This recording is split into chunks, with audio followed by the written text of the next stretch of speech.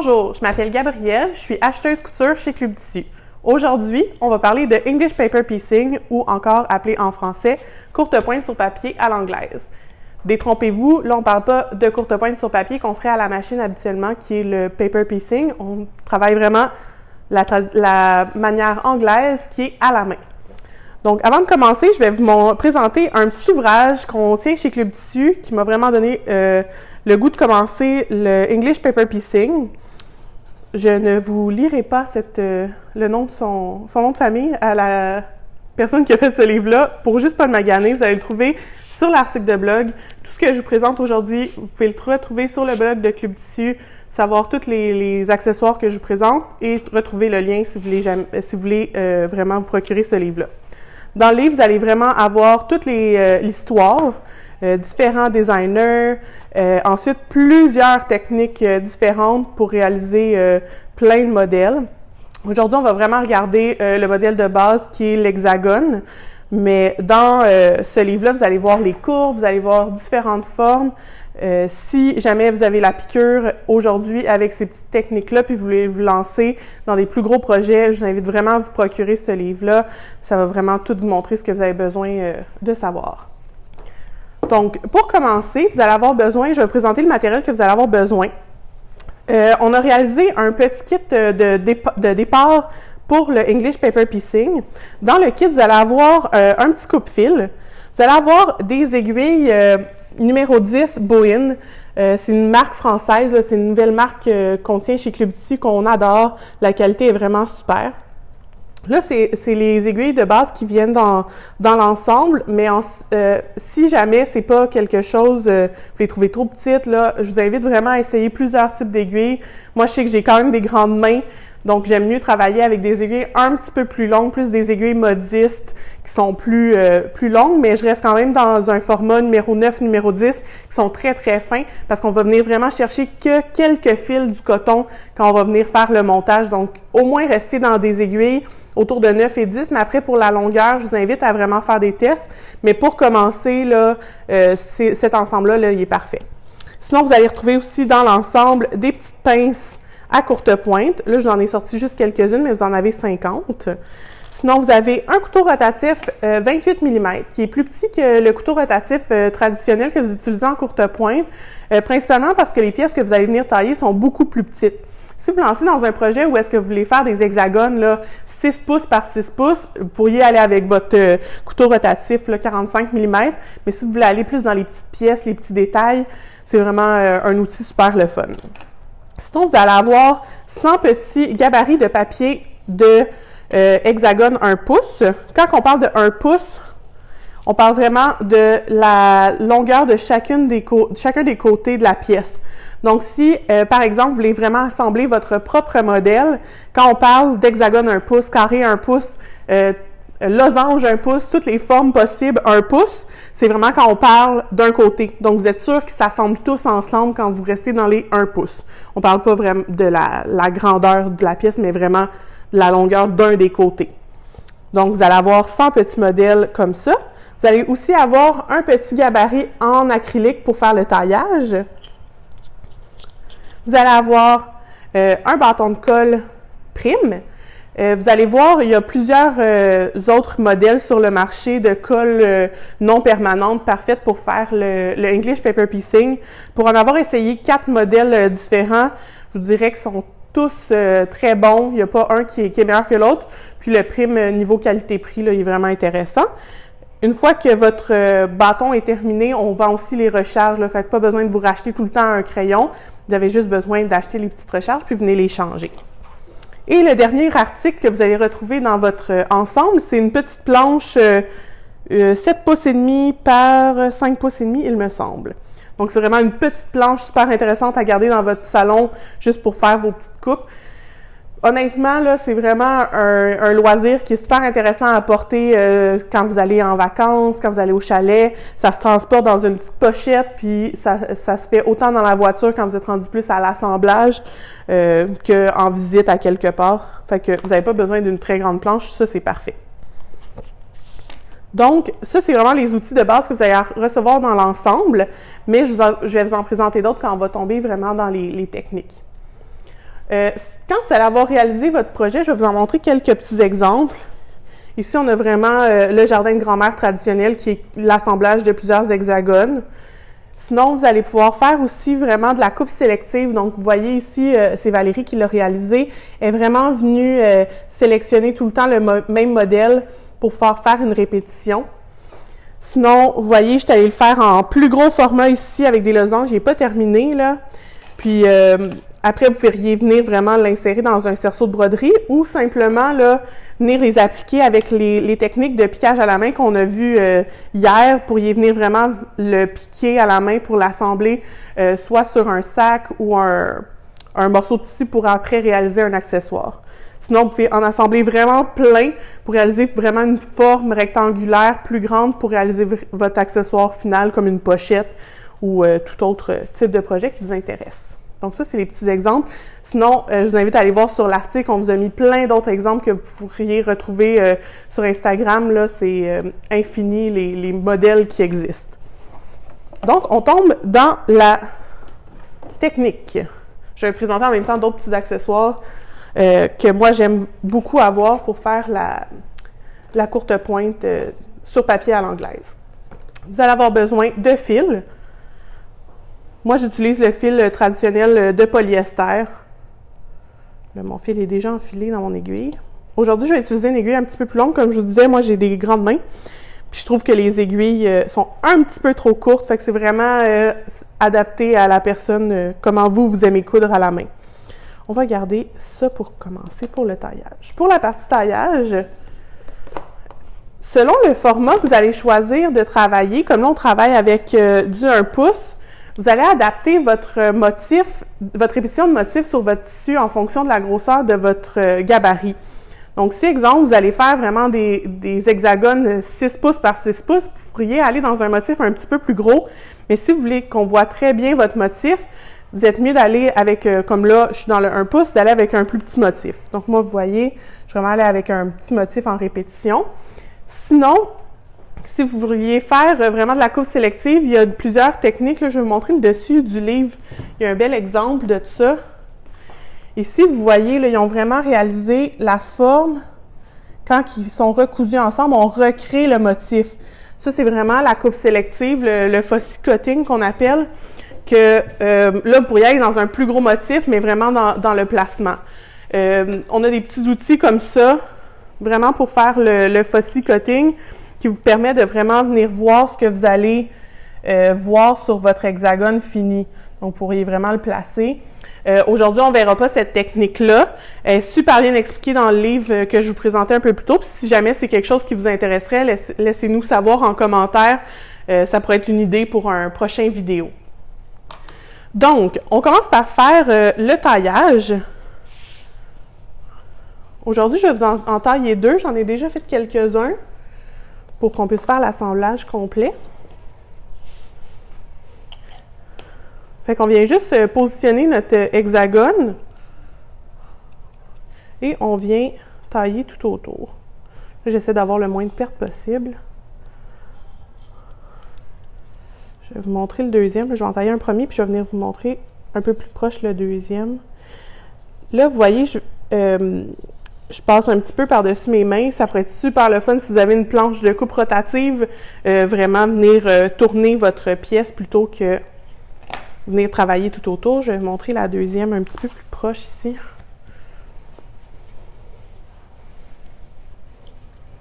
Fait que je vais vraiment venir positionner ma pièce et avec mon couteau, venir couper tout le tour.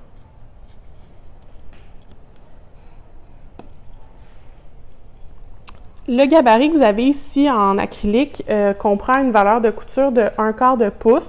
Vous en avez un peu de toutes les grandeurs, là. Sinon, vous pourriez aussi aller, moi, le premier que j'ai fait, ce que je vous ai présenté tout à l'heure, que je ne trouve le plus. Moi, j'étais vraiment avec des carrés. Puis même si ma valeur de couture n'est pas toute droite, ça se fait aussi très bien. Il y a vraiment des petits ensembles que vous pouvez acheter, là, tout précoupés, d'un format parfait pour faire des hexagones de 1 pouce. C'est super intéressant. Vous n'avez pas de taillage à faire, c'est tout déjà taillé.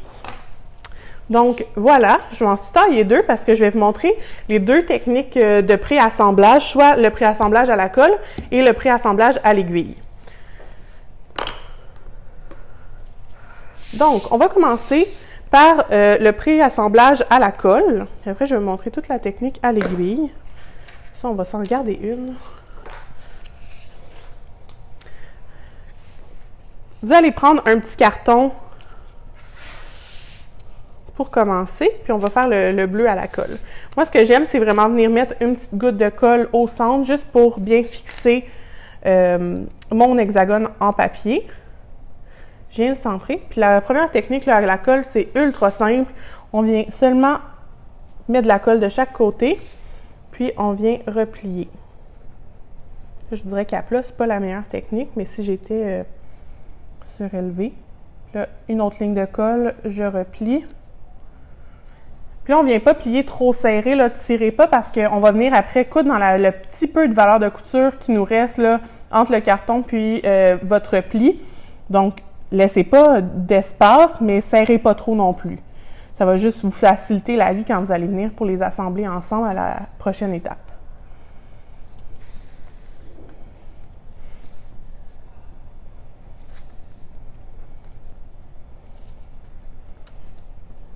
Donc, et le dernier côté.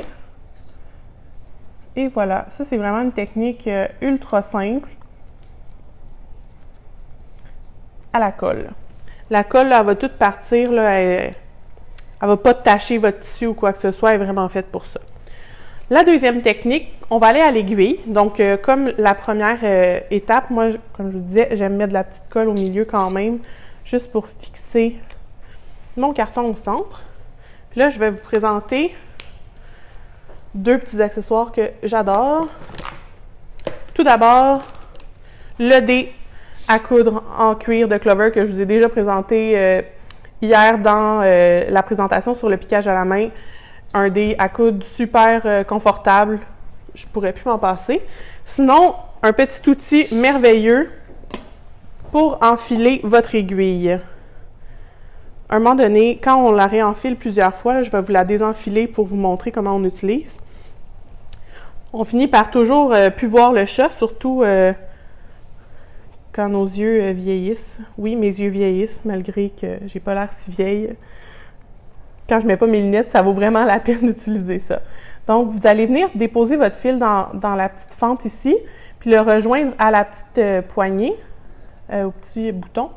Et ensuite, vous allez rentrer le côté où est-ce que vous avez votre chat dans le petit trou où est-ce qu'il est écrit « Needle Slot ». Fait que c'est vraiment, tout vous indique. Vous allez peser sur le petit bouton et voilà, le fil est rentré. Vous aurez juste à tirer pour être sûr qu'il ressort complètement. Et voilà, c'est magique. Honnêtement, je pourrais plus m'en passer quand je fais du English Paper Piecing parce qu'on réenfile plusieurs fois dans le même projet. Donc, ça sauve beaucoup de temps et de mal de tête. Donc, on va venir vous montrer ensuite la technique d'assemblage à l'aiguille. Il y a deux techniques. Il y a la technique que vous iriez prendre le carton aussi ou la technique que vous allez seulement prendre le tissu. Quand j'ai plus de valeur de couture que ça, moi, je viens vraiment juste chercher le tissu. Mais puisque là, mes valeurs de couture sont quand même petites, je vais aller prendre le papier juste pour être sûre que mon tissu ne bougera pas et ne sortira pas de mon hexagone. Fait que je viens vraiment plier un premier côté et plier un deuxième côté pour venir faire mon premier coin.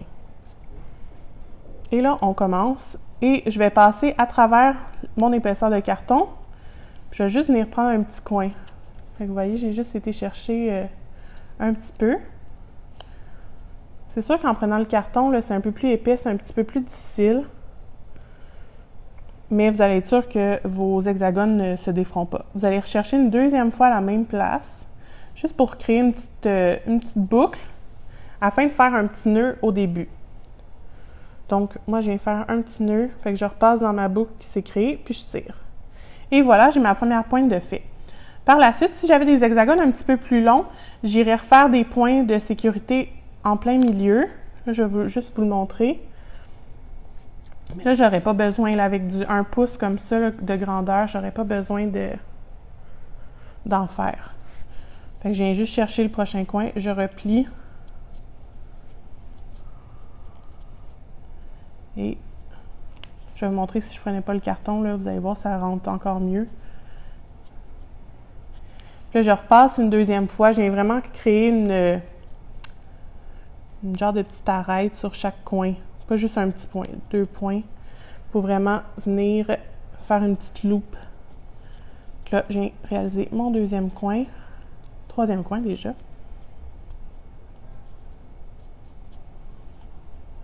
On va prendre avec le carton. Dans le fond, là, prendre le carton ou pas prendre le carton, c'est vraiment à votre goût. Les deux techniques se font super bien. Vous serrez vraiment votre fil.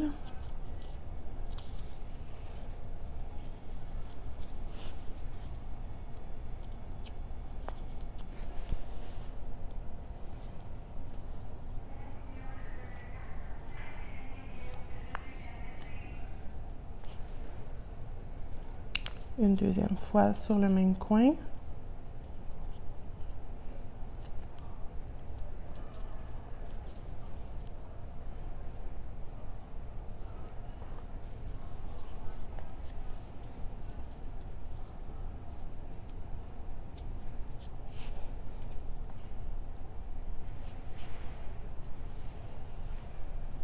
Là, je vous ai mélangé un peu la technique en incluant le papier et en n'incluant pas le papier. Ah, et voilà, là, mon fil s'est désenfilé. Là, je vais vous l'enfiler comme ça sans prendre le petit outil.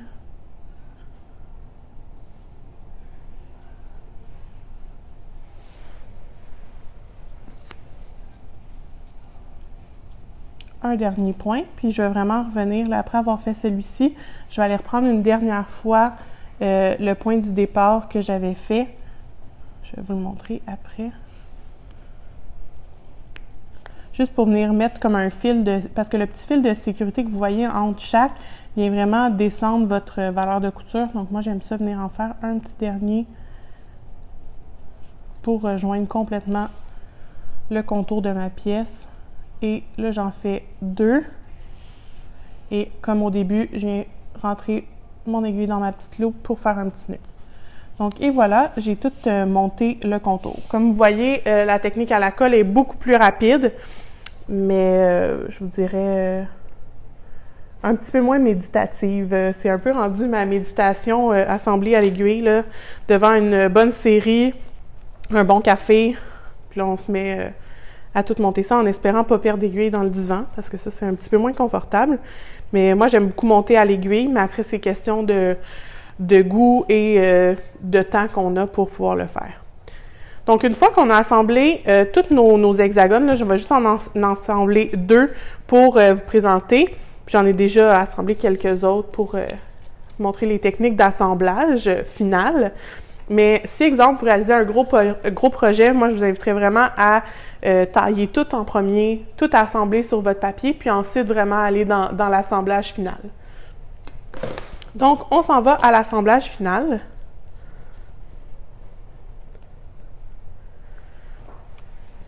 Pour assembler vos pièces, vous avez simplement besoin de venir positionner. Là, je vais vous montrer la technique ici là, pour vraiment faire le coin.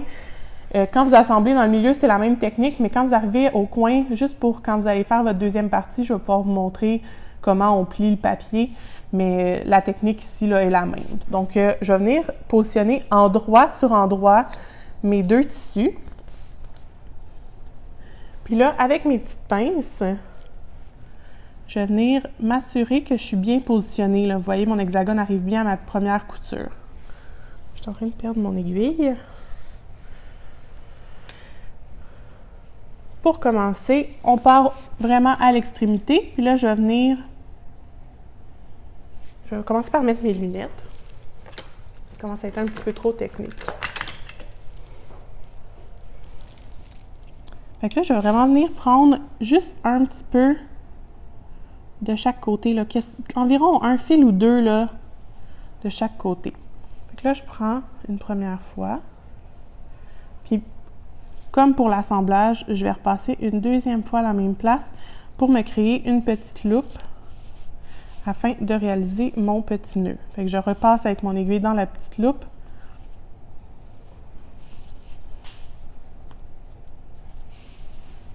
Pour réaliser mon nœud. Donc là, j'ai bien commencé et là, je pars, je ne fais que prendre de chaque côté quelques petits morceaux.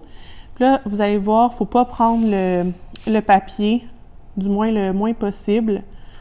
Un, pour pas qu'ils se... Si vous voulez les réutiliser, c'est vraiment le fun de ne pas les user trop. Puis ça va s'enlever beaucoup mieux. Pour avoir la couture la moins apparente, il faut prendre le moins possible de fil. Fait que vraiment très peu. Fait que là, je vais monter juste en piquant un petit peu de chaque côté. Je vous dirais, moi j'aime piquer à peu près la largeur de mon aiguille, là. Fait que, je sais pas, en millimètres, ça donne combien, là? Je vous dirais peut-être un petit peu moins qu'un millimètre. Juste pour être sûr qu'il va être bien solide après les avoir assemblés. Fait que là, on est parti. C'est le temps d'aller vous chercher un café. Parce que pour vous montrer la deuxième technique, il faut que je le coue au complet.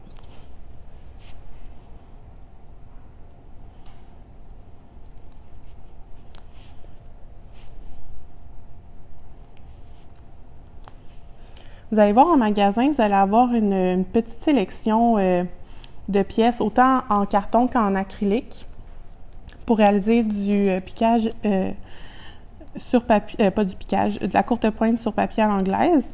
Si jamais il y a des modèles qu'on ne tient pas présentement, qui pourraient vous intéresser, laissez-nous savoir en commentaire si c'est une technique que vous cherchez du matériel en particulier. On pourra regarder selon la demande. Parce que là, on commence, espérant que vous allez autant triper que nous.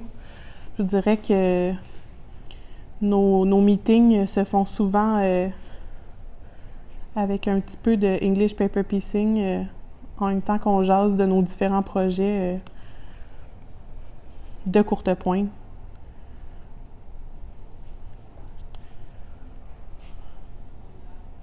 Si jamais vous voulez réaliser vos propres cartons, vous pouvez trouver dans différentes papeteries, là, que ce soit Bureau en gros ou autre, du carton environ 200 grammes. Je dirais que c'est parfait. Puis là, ensuite, vous pouvez les tailler aussi vous-même. Si jamais vous voulez réaliser vos propres patrons, là, il vous reste seulement après à tailler vos pièces, mais c'est une épaisseur parfaite pour pouvoir les réutiliser, que ça soit assez cartonné pour être solide. Donc là, j'arrive au milieu. Là, puisque je vais venir assembler l'autre côté, si j'étais vraiment dans le premier assemblage, je viendrais faire comme au début, là, je repiquerais, puis là, ça me ferait une loupe, puis je viendrais faire mon petit nœud. Mais là, puisqu'on est à l'assemblage d'une pointe, je vais seulement venir replier endroit sur endroit ma deuxième. Puis là, vous allez voir, ça va me faire plier justement mon premier hexagone. Ayez pas peur, vous faites le plier. Puis là, je viendrai simplement mettre un épingle sur ma pointe ici. Puis là, je continuerai avec le même fil, en m'assurant que mon fil ne sorte pas. Je continuerai avec le même fil jusqu'au bout. Donc, on est reparti. Là, je reprends bien vraiment la première petite pointe pour être sûr qu'il n'y ait pas d'espace. Quand vous allez l'ouvrir, si jamais vous voyez qu'il y a un petit espace là, qui s'est créé, juste reprendre votre aiguille puis repiquer quelques points et le tour est joué, votre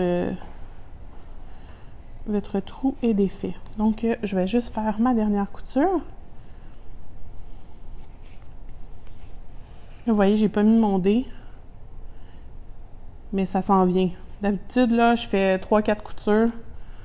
Mon doigt va bien, puis là, une fois 3-4 coutures fait, il commence à être bleu. Là, je mets mon dé, fait que ce sera pas bien long. Mais après, c'est vraiment confort personnel, le port du dé aussi, là. Moi, je me rappelle, ma grand-mère n'utilisait pas de dé à coudre quand elle faisait sa couture à la main. On finit par avoir de la corde, j'imagine. On arrive bientôt à la fin.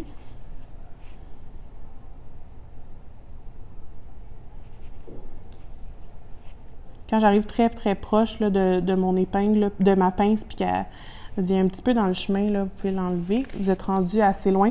C'est seulement pour être sûr que vos pointes arrivent bien, là, que vous allez utiliser les épingles.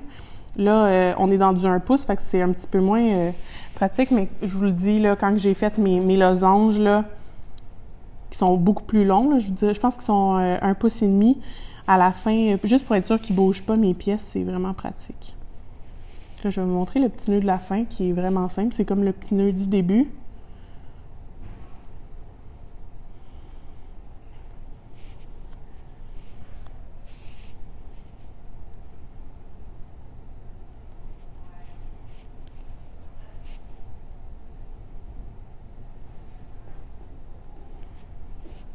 Et voilà, j'arrive au dernier point. Donc, je pique mon dernier point qui est vraiment ma pointe.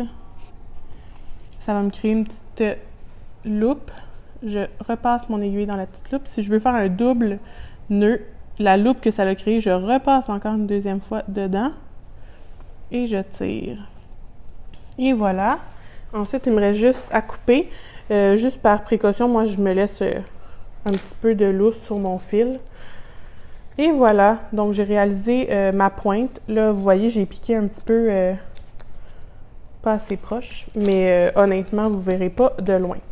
Une fois que vous avez vraiment monté tous vos hexagones ensemble, que ce soit des hexagones ou peu importe les formes, avant d'enlever les papiers, il faut vraiment avoir réalisé votre modèle au complet. Vous allez voir, si vous enlevez le papier avant que vous voulez essayer de piquer votre prochaine pièce, ça va être vraiment plus difficile juste par la solidité du tissu. Par exemple, j'aurais terminé, on serait rendu à enlever les papiers. Avant d'enlever les papiers, moi j'aime juste passer un petit coup de fer pour être sûr que ça le aplatit vraiment bien comme mes valeurs de couture, tous les petits côtés. Là, mon fer n'était pas chaud. Par la suite, je viendrai enlever les cartons. Là, les modèles qu'on a ici sont flat. Fait que vous pouvez utiliser une aiguille.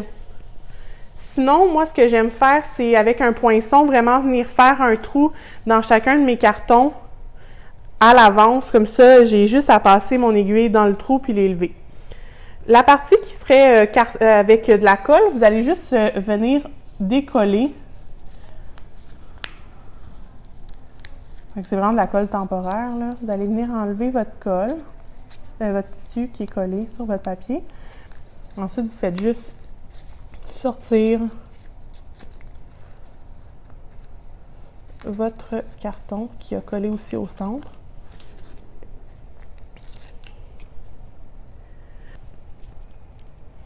Donc là, si j'avais bien pressé, ça aurait bien paru. C'est pour ça qu'après avoir tout enlevé mes cartons, je reviens passer un deuxième coup de fer.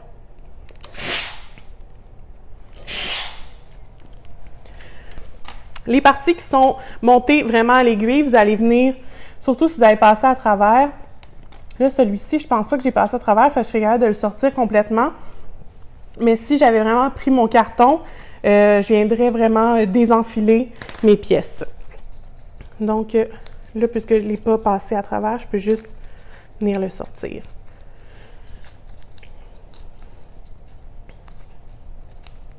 Et on décolle la partie du milieu. Donc, le dernier, je viens décoller. Celui-là, je l'avais monté à la colle. Je vous dirais que là, c'est parce que je les ai collés aujourd'hui, mais ça se fait pas en une journée comme projet. Vous allez voir, c'est assez long.